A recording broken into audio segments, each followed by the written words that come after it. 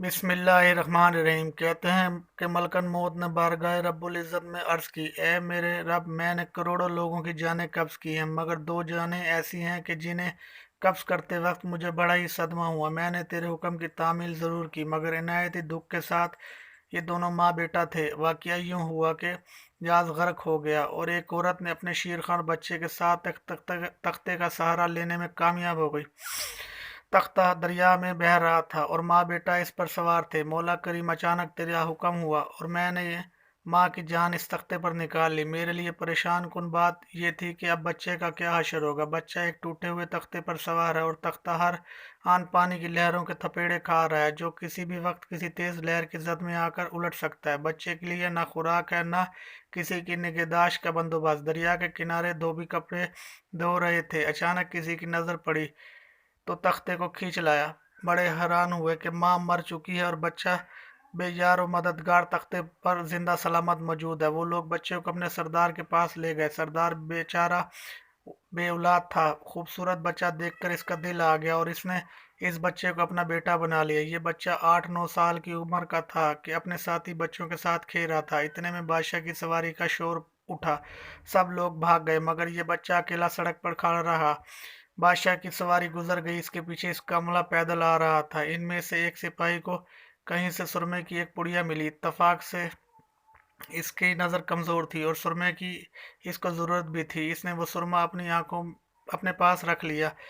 आंख में लगाने से पहले इसे ख्याल आया कि ये इसे कहीं कोई ज़रर न पहुंचाए। खुद लगाने से पहले इसे किसी शख्स पर आजमा लेना चाहिए। करीब ही वो बच्चा खड़ा था। इसने वो इस बच्चे पर आजमाना चाहा। बच्चे ने सुरमा अपनी आंखों में लगा लिया, मगर जैसे ही सुरमा इसने अपनी आंखों में लगाया, इसे ज़मीन की तह में मौजूद हर एक चीज़ नज़र आने लगी। इसने देखा कि ज़मीन के अंदर बहुत से ख़जाने पोशीदा हैं। बच्चा बहुत होशियार था। इसने ज़ोर ज़ोर से चिल्लाना शुरू कर दिया कि सुरमा लगाने से इसकी आंखों सख्त तकलीफ़ पैदा हो गई है।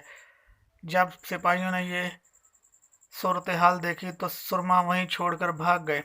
बच्चा सुरमे की पुड़िया लेकर घर पहुंचा और खुशी खुशी बाप को सारा वाकया बताया। सरदार बड़ा खुश हुआ और कहने लगा, मेरे पास आदमी भी हैं और गधे भी हैं। तुम सुरमा लगाओ, हम तुम्हारे साथ चलते हैं। जहाँ कहीं खजाना पाओ हमें बता दो, हम निकाल लेंगे।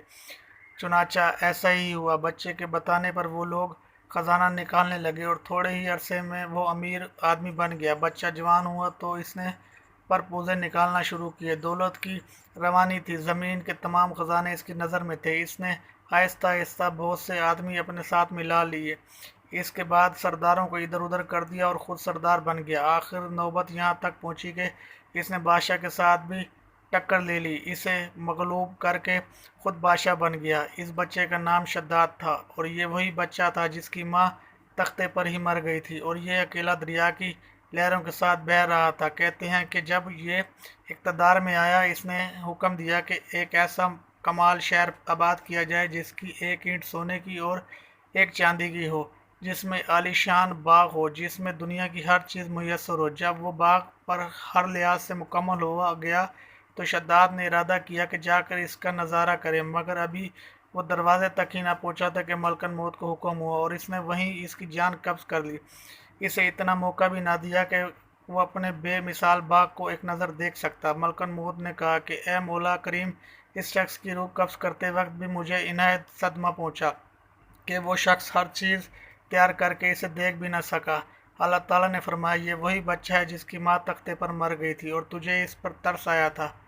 इस बच्चे ने बड़े होकर नाफरमानी की, खुदा के हुक्म से बगावत की, सरकशी के इख्तियार की, मगर हमने इसे खुद साख्ता जन्नत में कदम रखने की मोहलत ना दी और इसे बाहर ही हलाक कर दिया। इसी बाग के मुतालिक मशहूर है कि वो दुनिया में मौजूद है, मगर किसी इंसानी नज़रों से ओझल है। अमीर मारविया के ज़माने में एक साहबी का ऊँट गुम हो गया था। वो ऊँट की तलाश में कहीं इस इलाके में जा निकला तो अल्लाह ताला ने इसे वो सब कुछ दिखाया था।